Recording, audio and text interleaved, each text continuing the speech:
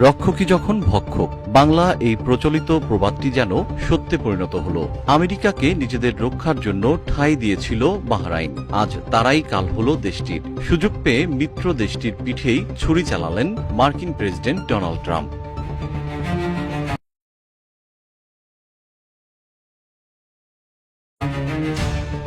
চলমান ইরান যুদ্ধের সময় বাহরাইনে সাম্প্রতিক বড় বিস্ফোরণের ঘটনায় নতুন তথ্য সামনে এসেছে।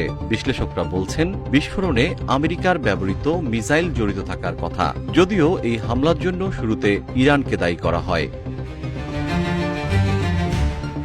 বাহরাইনের নিরাপত্তা নিশ্চিত করতে আমেরিকার সাথে দেশটির দুটি চুক্তি আছে, comprehensive security integration and prosperity agreement এবং মেজর নন ন্যাটো অ্যালাই। এছাড়া নিরাপত্তার অজুহাত দেখিয়ে আমেরিকা বাহরাইনে রেখেছে তাদের পঞ্চম নৌবহর।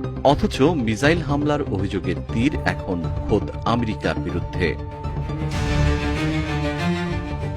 9 মার্চ ভোরে বাহরাইনের রাজধানী মানামার কাছে সিত্রা এলাকায় শক্তিশালী বিস্ফোরণ ঘটে। এতে অন্তত 32 জন আহত হন এবং আশপাশের বাড়িঘর ক্ষতিগ্রস্ত হয়। প্রথমে আমেরিকা ও বাহরাইন জানায়, ইরানের একটি ড্রোন হামলার কারণে এই বিস্ফোরণ ঘটেছে।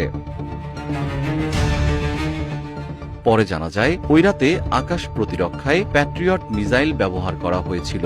বাহরাইন বলেছে, মিসাইলটি ইরানি ড্রোন প্রতিহত করতে ব্যবহার করা হয়। তবে বিশ্লেষকদের ধারণা, এই মিসাইল থেকেই বিস্ফোরণ ঘটতে পারে।